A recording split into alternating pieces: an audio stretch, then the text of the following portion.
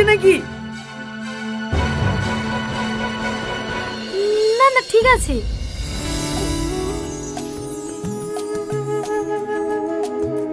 আব্বা, আমি এই মেয়েটাকে বিয়ে করবো।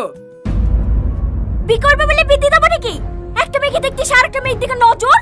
আপনার তো চরিত্রই ভালো না, বেরেন বাড়ি থেকে। এই বাবু, চ।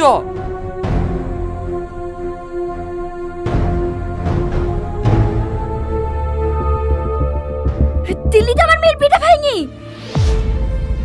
বিশ্বাস করেন মা, আমার কোনো দোষ নাই। আমি শুধু চাবিটা তুলতে গেছিল। চাবি তুলতে গেছিলি? নো,